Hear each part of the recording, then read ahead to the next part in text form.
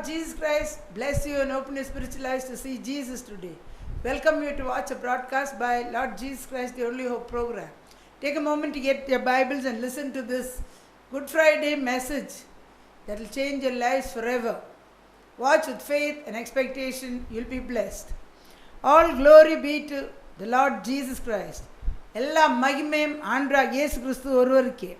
I praise God and thank Him for giving me this wonderful opportunity and great privilege to speak about the death, burial and resurrection in this Good Friday and Resurrection Sunday season.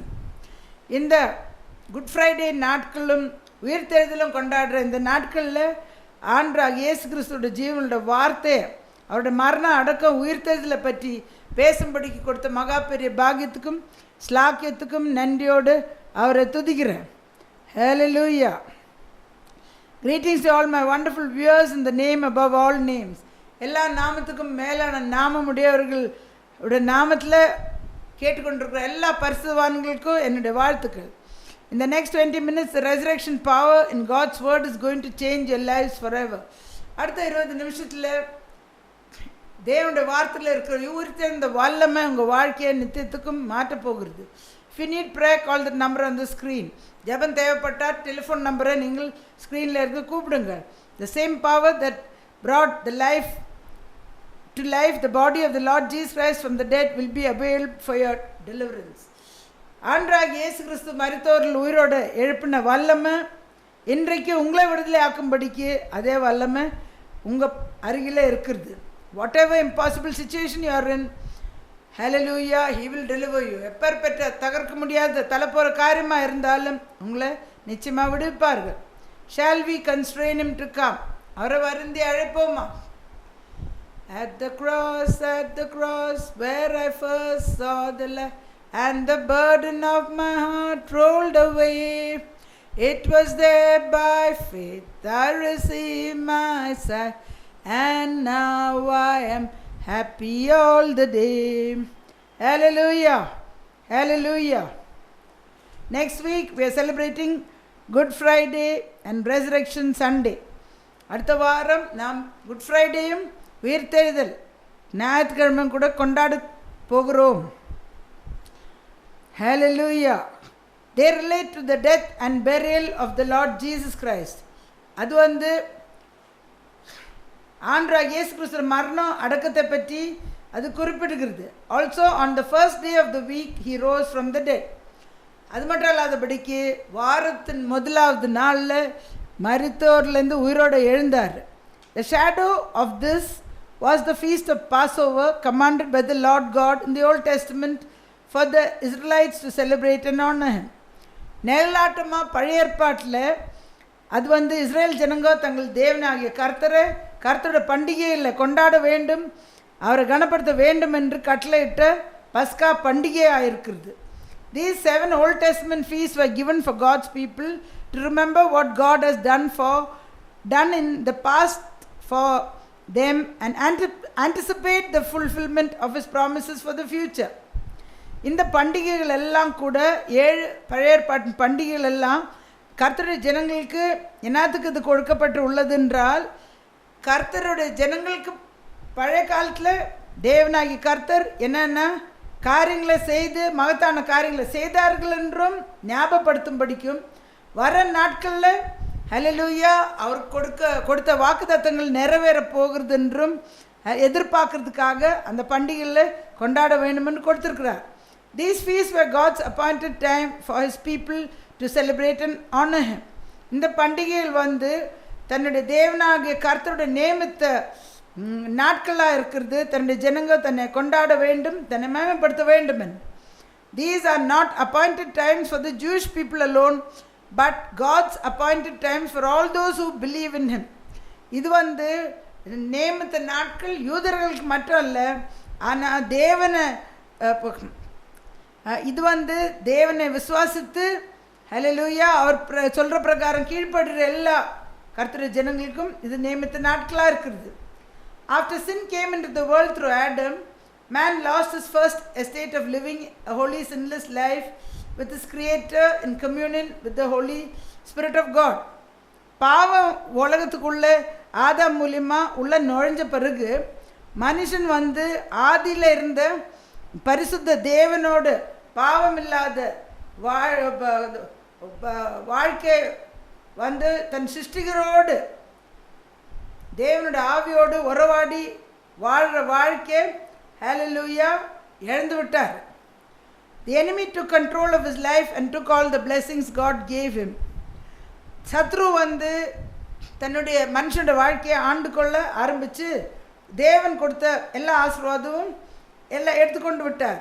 Pudding on him sickness and diseases also, tying him up in all sorts of bondages. என்ன சத்ரு என்ன செய்தார்? வியாதி பலவீனங்களை கொடுத்து எல்லா கட்டுகளையும் கட்டி வைத்தான். So then God made a way for man to get out of the clutches of the enemy, to come back to his first estate. அப்போ தேவனாகிய கர்த்தர் என்ன செய்தார்? மனுஷனை வந்து சத்ருவோட பிடியிலேருந்து விடுதலை ஆகும் படிக்கும். ஆரம்பத்தில் என்னத்துக்கு மனுஷனை சிருஷ்டித்தாரோ அந்த நோக்கத்தை நிறைவேற்றும் படிக்கும் ஒரு வழியை உண்டாக்குனார். By come back to his first estate by celebrating their God in his 7 appointed feasts. அது எந்த வழியில் அந்த வழி உண்டாக்குனார் என்றால் அது வந்து கர்த்தருடைய 7 பண்டிகைகள் மூலியமாக தன் தேவனாகிய கர்த்தரை கொண்டாடும் படிக்கும் கனப்படுத்தும் படிக்கும். We are celebrating the first 3 feasts in this month. இந்த மாதத்தில் நாம் அவருடைய முதல்ல 3 பண்டிகைகளை கொண்டாடுகிறோம்.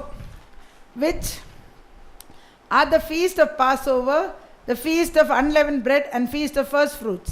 அது வந்து பஸ்கா பண்டிகை, பிறகு புளிப்பில்லா அப்ப பண்டிகை, பிறகு முதல் பலன் பண்டிகையாக இருக்கிறது.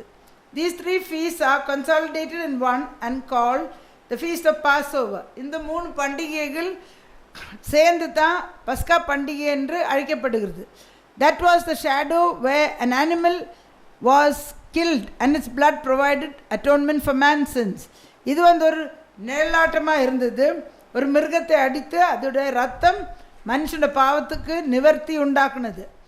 The real thing today is that the Lord Jesus Christ, whose Spirit God manifest in the flesh, died and shed his precious, pure, sinless blood for man to wash his sins in and go to heaven and spend his eternity with his Creator. Hallelujah. பொருள் இந்த காலகட்டத்தில் புதிய ஏற்பாட்டின் காலத்தில் பொருள் என்னவா இருக்கிறது என்றால் ஆண்டவராகிய இயேசு கிறிஸ்து யாராக இருக்கிறார்? ஆவியான தேவன் மாம்சத்தில் வெளிப்பட்டார். ஆண்டவராகிய இயேசு கிறிஸ்து மரித்து அடக்கம் பண்ணப்பட்டு பரிசுத்த பாவம் இல்லாத இரத்தத்தை சிந்தி பாவம் செய்த மனுஷன் தன்னுடைய பாவத்தை கழுவி பரலோகத்துக்கு போகும்படிக்கு தன்னுடைய நித்தியத்தை தன்னுடைய சிருஷ்டிகரோடு செலவு செய்யும்படிக்கு வழி உண்டாக்குனார். He was buried and rose from the dead on the 3rd day. அவர் மரித்து அடக்கம் பண்ணப்பட்டு 3ஆம் நாள் உயிரோடு எழுந்தார். In 1 Corinthians 5 verse 7 we read that the Lord Jesus Christ became the Passover lamb. 1 கொரிந்தியர் 5:7 நாம் என்ன வாசிக்கிறோம்? ஆண்டவராகிய இயேசு கிறிஸ்து தாமே பஸ்கா ஆட்டுக்குட்டியாக மாறிவிட்டார். And he was sacrificed for us. நமக்காக பலியானார். The Lord Jesus Christ died on Passover, which is not a Friday as many people say, because the word of God says ஆண்டவராகிய இயேசு கிறிஸ்து வந்து பஸ்கா பண்டிகை அன்னைக்கு மரிச்சார். அது வந்து நாம் நினைக்கிற மாதிரி வெள்ளிக்கிழமை கிடையாது. ஏன்னு சொன்னால் நம் தேவனுடைய வார்த்தை பார்த்தா God's word says the Sabbath drew on. அது பிறகு வந்து ஓய்வு நாள் வந்ததுன்னு சொல்லி வாசிக்கிறோம். It was not the weekly Sabbath, what once in 7 years there was a high Sabbath. அது வந்து வாரந்தோறும் நடக்கிற ஓய்வு நாள் இல்லை, அது வந்து 7 வருஷத்துக்கு ஒரு வாட்டி ஒரு பெரிய ஓய்வு நாள் வருகிறது. That was on Thursday. அது வந்து என்னைக்கு வரும்? வியாழக்கிழமை வருகிறது. It was on the preparation of that Sabbath that Jesus was crucified. அது வந்து அந்த பெரிய ஓய்வு நாளோட ஆயத்த நாளில் தான் ஆண்டவராகிய இயேசு கிறிஸ்து பலியானதை நம்ம பார்க்குறோம். We read in John chapter 19 verse 31, which is Wednesday. யோவான் சுவிசேஷம் 19ஆம் அதிகாரம் 31ஆம் வசனத்தில் நாம் வாசிக்கிறோம். அது வந்து புதன்கிழமை இருக்கிறத பார்க்குறோம். யோவான் 19 31. அந்த நாள் பெரிய ஓய்வு நாளுக்கு ஆயத்த நாளாக இருந்தபடி நாள். ஹல்லேலூயா, ஹல்லேலூயா, thank you Jesus. This fulfills Daniel's prophecy too in Daniel 9 verse 27. இது டேனியலோட தீர்க்க தரிசனத்தை கூட நிறைவேற்றதை பார்க்குறோம். டேனியல் புஸ்தகம் 9ஆம் அதிகாரம் 27ஆம் வசனத்தில் நாம் வாசிக்கிறத கூட நிறைவேற்றுகிறது. Also Jesus says that as Jonah was 3 days and 3 nights in the belly of the fish, so would the Son of Man be in the heart of the earth. அது மட்டும் இல்லாதபடிக்கு இயேசு கிறிஸ்துவை சொல்லியிருக்கிறார், யோனா தீர்க்கதரிசி 3 இரவும் 3 பகலும் மீனின் வயிற்றில் இருந்தது போலவே மனுஷகுமாரன் பூமியின் இருதயத்தில் இருப்பார் என்று. So 3 nights begin from Wednesday night, Thursday night and Friday night. 3 இரவுன்னு நாம் கணக்கு போட்டால் புதன்கிழமை ராத்திரி, வியாழக்கிழமை ராத்திரி, வெள்ளிக்கிழமை ராத்திரி. 3 days begin from Thursday, Friday and Saturday. 3 நாட்கள் வியாழக்கிழமை, வெள்ளிக்கிழமை, சனிக்கிழமை. Today we have an international holiday on Friday to meditate on the death of the Lord Jesus Christ. இன்றைக்கு குட் ஃப்ரைடே இன்டர்நேஷ்னல் லீவாக கொடுத்துருக்கிறார்கள். ஆண்டவராகிய இயேசு கிறிஸ்துவோட மரணத்தை பற்றி தியானம் செய்யும்படிக்கு. It does not matter which day you do it. எந்த நாளில் நீங்கள் அதை தியானம் செய்கிறோ அது பிரச்சனை கிடையாது. Because the Lord Jesus Christ died over 2000 years ago.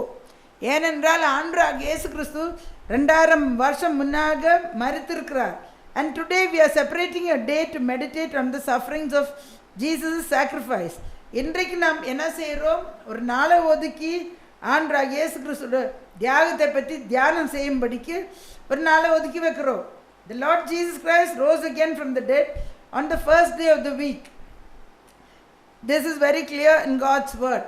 ஆண்டவராகிய இயேசு கிறிஸ்து மரித்து உயிரோடு எழுந்த நாள் வாரத்தின் முதல் நாளாக இருந்தது என்று தேவனுடைய வார்த்தையில் ரொம்ப விளக்கமாக இருக்குது.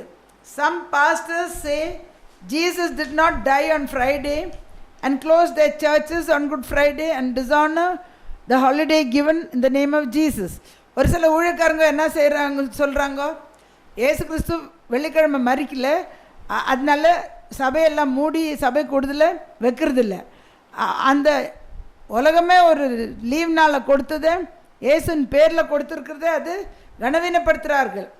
The day you separate a day and spend time to meditate on the sufferings and sacrifice of Jesus has been given to you as an international holiday. அப்போ உலகமே கூட ஒரு நாளை குறிப்பிட்டு ஆண்டவராகிய இயேசு கிறிஸ்து செய்த தியாகத்தை பற்றி தியானம் செய்யும்படிக்கு கொடுத்துருக்கிறார்களே. Very few festivals have this privilege. ஒரு சில பண்டிகைக்கு தான் இந்த மாதிரி ஸ்லாக்கியம் இருக்கிறது. In Proverbs God's word says a wise son will not sleep in the harvest. நீதிமொழிகளில் நம்ம ஒரு வசனத்தை வாசிக்கிறோம், ஞானமுள்ள ஆத்மா அறுவடையின் காலத்தை தூங்க மாட்டாங்க.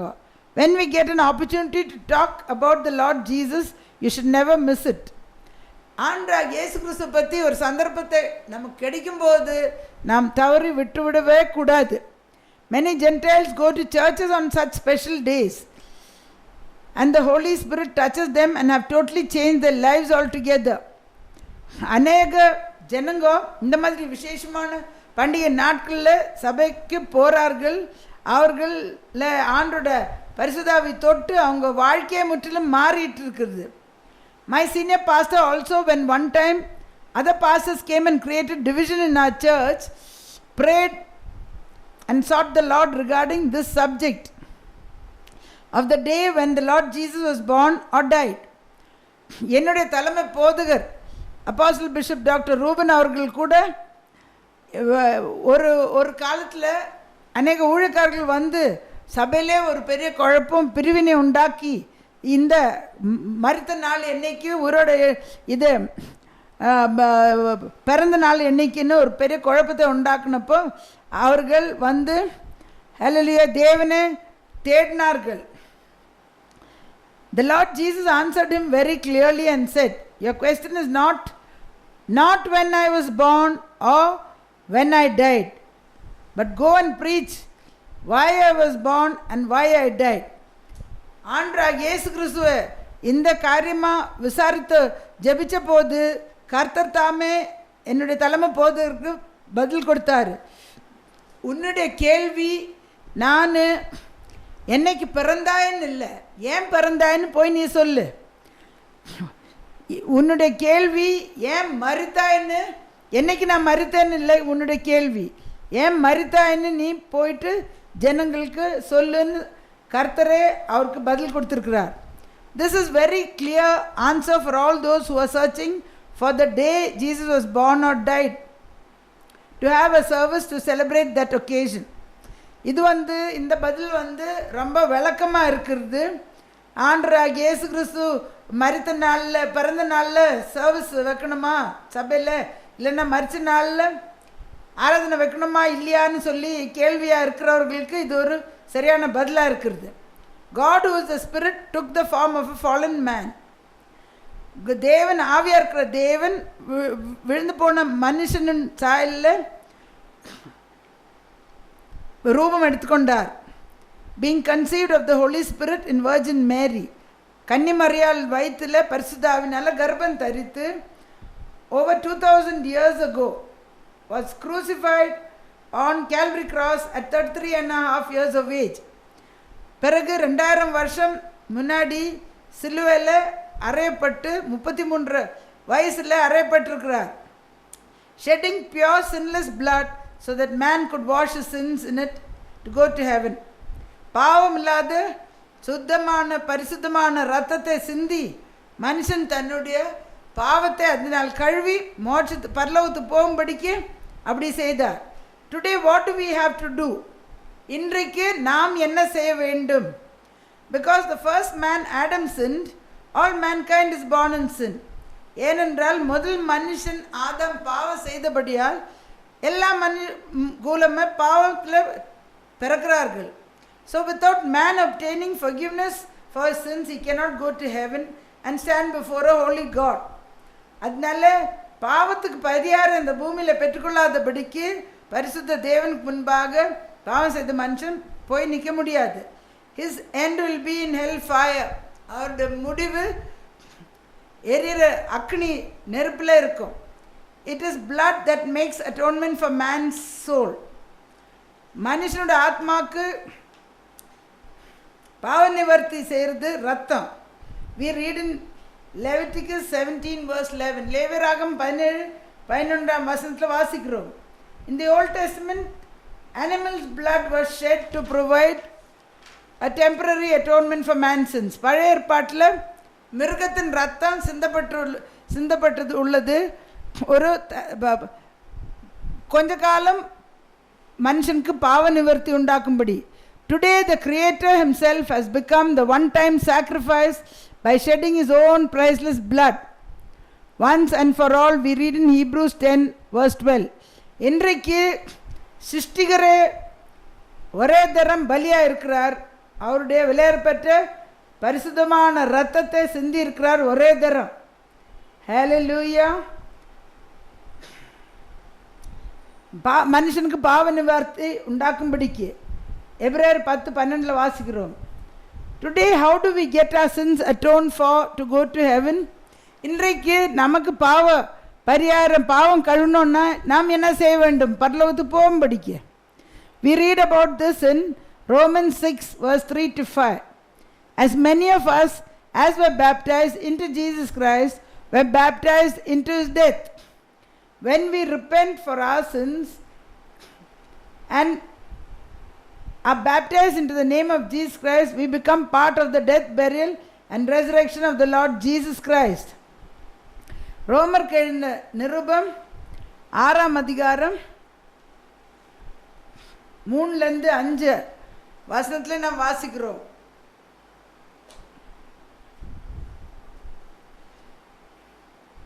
கிறிஸ்து இயேசுக்குள்ளாக ஞானஸ்நானம் பெற்ற நாம் அனைவரும் அவருடைய மரணத்துக்குள்ளாக ஞானஸ்நானம் பெற்றதை அறியாது இருக்கிறீர்களா? மேலும் பிதாவின் மகிமையினால் கிறிஸ்து மரித்தோரிலிருந்து எழுப்பப்பட்டது போல் நாமும்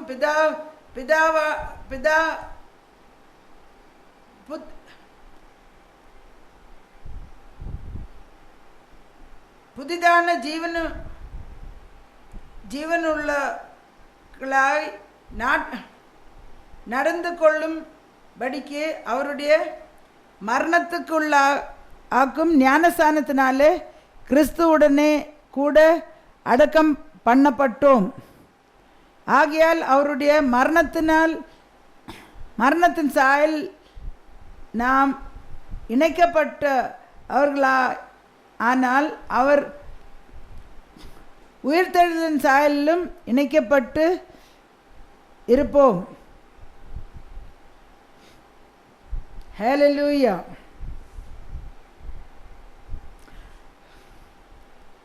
So what do we see here? When we repent for our sins and are baptized in the name of Jesus Christ, நம்முடைய பாவத்துக்காக மனம் திரும்பி இயேசு கிறிஸ்து நாமத்தில் நம் ஞானஸ்நானம் பெற்றுக்கொள்ளும் போது அவருடைய மரணம் அடக்கம் உயிர்த்தெழுதலில் பங்காளிகளாக மாறுகிறோம். So here also we see that baptism is in a man's name, not in any other. இங்கே கூட நம்ம என்ன பார்க்குறோம், ஞானஸ்நானம் ஒரு மனுஷனோட பேரில் தான், பாவ பரிகாரம் வேறு எந்த பேர்லையும் கிடையாதுன்னு பார்க்குறோம். Better check the baptism you have taken. நீங்கள் எடுத்த ஞானஸ்நானத்தை சோதித்து பார்க்க வேண்டும். In the Old Testament for the Israelites it was in the name of Moses. பழைய ஏற்பாட்டில் இஸ்ரேல் ஜனங்களுக்கு மோசேன் பேரில் தான் ஞானஸ்நானம். For us today it is in the name of the Lord Jesus Christ, no other. இன்றைக்கு நமக்கு ஆண்டவராகிய இயேசு கிறிஸ்து நாமத்தில் தான் வேறு யார்தும் அல்ல. Verse 4, therefore we are buried with him by baptism into death, that like as Christ was raised up from the dead by the glory of the Father, even so we should walk in the newness of life. The first thing man needs today is receive forgiveness for his sins. முதலாவது இன்றைக்கு மனுஷனுக்கு தேவையானது ஒன்றே, தன்னுடைய பாவத்துக்கு பரிகாரம் பெற்றுக்கொள்ள வேண்டும். Whatever else we have, it is of no use if we cannot go to heaven. வேறு என்ன நமக்கு இந்த பூமியில் இருந்தால் கூட பாவ பரிகாரம் இல்லைன்னா பரலோகத்துக்கு போக முடியாது. Man must have the confirmation that the sins have been forgiven at all times. எல்லா காலத்திலையும் பாவ மன்னிப்பின் நிச்சயத்தை பெற்றுக்கொண்டாய் என்று மனுஷனுக்கு அறிவு வேணும். The way to heaven is only in Christianity, no other. மோட்சத்துக்கு போகிற வழி, பரலோகத்துக்கு போகிற வழி கிறிஸ்தவத்தில் தான் இருக்கிறது தவிர வேறு எதுலேயும் கிடையாது. When they celebrated the feast of Passover, the Israelites got deliverance in 3 major areas. பஸ்கா பண்டிகை கொண்டாடின போது இஸ்ரேல் ஜனங்களுக்கு 3 முக்கியமான பகுதியில் விடுதலை பெற்றுக்கொண்டார்கள். One was from 430 years in bondage of slavery. முதலாவது 430 வருஷம் அடிமைத்தனத்திலிருந்து விடுதலை ஆனார்கள். In Exodus 12 verse 40 we read about it. யாத்ராகமம் 12ஆம் அதிகாரம் 40ஆம் வசனத்தில் வாசிக்கிறோம். The second was all the evil diseases of the Egyptians in Deuteronomy 7 verse 15. உபாகமம் 7ஆம் அதிகாரம் 15ஆம் வசனத்தில் வாசிக்கிறோம், எகிப்தர் மேலே இருந்த எல்லாத பொல்லாத வியாதிகளும் உண்மையிலேருந்து எடுத்து பகைக்கிறவர் மேல் போடுவேன் என்று. The Lord said, I will take away all the diseases, evil diseases of the Egyptians on you and put it on those who hate you. And thirdly, from poverty. மூணாவது தரித்திரத்திலிருந்து. We read in Exodus 12 verse 36. யாத்ராகம் 12ஆம் அதிகாரம் 36ஆம் வசனத்தில் நாம் வாசிக்கிறோம், என்னவென்றால் தரித்திரத்திலிருந்து விடுதலையானது. Today the death, burial and resurrection of the Lord Jesus Christ, man can be permanently delivered from whatever bondage he is in, however long. இன்றைக்கு ஆண்டவராகிய இயேசு கிறிஸ்துவோட மரணம் அடக்கம் உயிர்த்தெழுதலினால மனுஷன் எப்பேற்பட்ட அடிமைத்தனத்தில் இருந்தால் கூட, கட்டில் இருந்தால் கூட இன்றைக்கு விடுதலை ஆக முடியும். Hallelujah. You have been in however long doesn't matter. எவ்வளோ காலம் நீங்கள் இருந்திருந்தால் கூட அது பரவாயில்ல. ஆண்டவராகிய இயேசு கிறிஸ்து உங்களை விடுவிக்க முடியும். whatever evil disease you are suffering from, you might be even doctors can't cure. உங்களுக்கு இருக்கிற வியாதி டாக்டர்களால் கூட சுகப்படுத்த முடியாத இருக்கலாம். whatever evil disease you are suffering from, hallelujah, doesn't matter. எப்பேற்பட்ட வியாதியாக இருந்தாலும் பிரச்சனை கிடையாது. 39 incurable diseases, 39 வியாதிகள் டாக்டரால் குணப்படுத்த முடியாத வியாதிகள் இருக்குது உலகத்தில். The 39 stripes of the Lord Jesus Christ can cure. ஆண்டவராகிய இயேசு கிறிஸ்துவோட 39 தழும்புகளால் அது குணமாகிறது இன்றைக்கு. If you have the spirit of poverty, that is not of God. உங்கள் மேலே தரித்திரத்தின் ஆவி இருந்தால் அது தேவனுடைய பரிசுத்தாவி கிடையாது. It is of the enemy and he will take away all your blessings if you keep it with you. நீங்கள் தரித்திரத்தின் ஆவி தொடர்ந்து வச்சு கொண்டு இருந்தால் சத்ரு உங்கள் எல்லா ஆசீர்வாதத்தையும் எடுத்துக்கொண்டு போய் விடுவான். You need the Holy Spirit and that will get you all the blessings. உங்களுக்கு பரிசுத்தாவின் அபிஷேகம் வேணும், அப்போ அதெல்லாம் ஆசீர்வாதம் உங்களுக்கு கொடுக்கும். whatever the enemy, the blessings the enemy has stolen from you also, hallelujah, you can get it back according to Joel 2:25. அப்போ சத்ரு உங்களுக்கு இடத்துல திருடி கொண்டு போன எல்லா ஆசீர்வாதம் கூட பரிசுத்தாவி வரும்போது, ஹல்லேலூயா, யோவேல் 2:25 பிரகாரம் உங்களுக்கு திருப்பி அளிக்கிற தேவன். இந்த நாட்களில் நீங்கள் என்ன செய்ய வேண்டும்? உங்கள் ஜெப விண்ணப்பங்கள் எல்லாம் in these days to receive the blessings of these feasts, இந்த நாட்களில் இந்த பண்டிகையோட ஆசீர்வாதம் பெற்றுக்கொள்ளும்படிக்கு நீங்கள் என்ன செய்ய வேண்டும்? உங்கள் ஜெப விண்ணப்பங்க எல்லாம் ஒரு பேப்பரில் எழுதி வச்சுட்டு அதுக்காக பஸ்கா பலியை நீங்கள் செலுத்தி, ஆண்டவரே எனக்கு முழு விடுதலை கிடைக்கும்படிக்கு நான் என்ன பலி செலுத்தணும், நீ செய்த தியாகத்துக்கு ஈடா நான் என்ன விதைக்கணும் அப்படின்னு கேட்கணும். அப்போ ஆண்டவர் சொல்லுவார். அப்போ இந்த பண்டிகை நாட்களில் எல்லா விடுதலையும், எல்லா விண்ணப்பத்துக்கும் விடுதலையும் ஆசீர்வாதம் கர்த்தர் கட்டளையிட வல்லவராக இருக்கிறார். In this feast of Passover, the first feast, spring feast, the Lord is able to deliver you from whatever problems you are facing when you sow that seed, your Passover sacrifice. I'm going to pray for you now. இப்போ உங்களுக்காக நான் ஜெபிக்க போகிறேன். Hallelujah, thank you Jesus. சர்வ சிருஷ்டிக்கு எஜமானாக இருக்கிற ஆண்டவராகிய இயேசு கிறிஸ்துவே, நன்றியோடு துதிக்கிறோம், மகிமைப்படுத்துகிறோம், போற்றுகிறோம், கொடாக்கடி ஸ்தோத்திரம் ஏற்கிறோம். இந்த பஸ்கா பண்டிகை நாட்களில் கர்த்தாவே ஜனங்க கட்டப்பட்ட அவர்களாய் அடிமை தினத்தில் கர்த்தாவே, ஹல்லேலூயா, வியாதியில் தீராத வியாதியை தீர்ப்பவரே, அவர் நம்முடைய ஜனங்க கட்டப்பட்டவர்களாக காணப்படுறார்கள். தரித்திரத்தின் ஆவி நம்முடைய ஜனங்களை மேற்கொண்டிருக்குதான்றே, நம்முடைய ஆவியை ஊற்றி பஸ்கா பண்டிகையோட கர்த்தாவே அபிஷேகத்தை வானத்தின் பலனை திறந்து நீ ஊற்ற வேணுமாவா ஜெபிக்கிற நம்முடைய ஜனங்களை கட்டிலேருந்து விடுதலையாக்கி கர்த்தாவே, அபிஷேகத்தினால விடுதலை பெற்று நமக்கு சாட்சியாக வாழ நமக்கு சேவை செய்ய கிருபத்தாரு. அவன் குடும்பத்தில் நம்முடைய ஆசீர்வாதம் இருக்கட்டும் கர்த்தாவே. நம்முடைய தியாகத்துக்கு ஈடாக பஸ்கா பலியை விதைச்சு ஒரு பெரிய அறுவடை பெற்றுக்கொள்ளட்டும். ஏசு கிறிஸ்துவின் விலையேற பெற்ற நாமத்தில் ஜெபிக்கிறேன் நல்ல பிதாவே. Dear Lord Jesus, I pray for all those listening to this message. I pray, Father, that all of them, Father, you pour out your, Lord, your spirit of the feast of Passover on, Lord, each and every one. Set them free from however long they are in slavery, however long they are in bondages, however long evil diseases are taking control of them, even doctors can't cure. And also from the spirit of poverty, Lord, pour your spirit on them, set the captives free, deliver them, Father, in this festival season. Lord, all their prayer requests when they sow their seed of the Passover sacrifice, Lord, you open the windows of heaven, pour down blessings they don't have room enough to contain, Father. Hallelujah, let your name be glorified. Let them be witnesses for you. In Jesus' precious name I pray with thanksgiving. Amen. தனிப்பட்ட முறையில் உங்களுக்கு ஜெபம் தேவைப்பட்டால் நீங்கள் இந்த மாதிரி தொடர்பு கொள்ளுங்கள். வெள்ளிக்கிழமை காலையில் 10லேருந்து 2 வரைக்கும் உங்களுக்கு ஜெபங்கள் ஏறப்பட்டு அந்த முகரில் வந்து உங்கள் விடுதலை பெற்றுக்கொள்ளுங்கள். If you want individual prayers, Friday morning 10 to 2, individual prayers will be made for your deliverance. Contact us by phone. Come and receive your deliverance. If this message is a blessing to you, contact us by phone. Tell us your testimonies. If you want to support this ministry, send your sacrificial Passover sacrifice. That's a sacrifice you have to offer to this account number on the screen. Support the end time harvest. Everybody is praying for prayer requests throughout the year, and no answer is coming. When you sow a seed, you will definitely receive a harvest. So sow a sacrificial offering for the end time harvest. The Lord will open the windows of heaven upon you and your families. இந்த செய்தி உங்களுக்கு ஆசீர்வாதமாக இருந்தால் இந்த முகவரிக்கு தொடர்பு கொள்ளுங்கள்.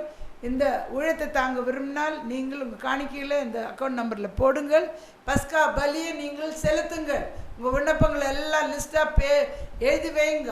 எவ்வளோ காலமாக ஜெபிச்சு கொண்டு இருக்கிறேன், எனக்கு விடுதலை என் வாசலில் கிடைக்கல சிஸ்டர் நீங்கள் சொன்னால், இந்த நாட்கள் தான் உங்கள் விடுதலை நாட்கள்.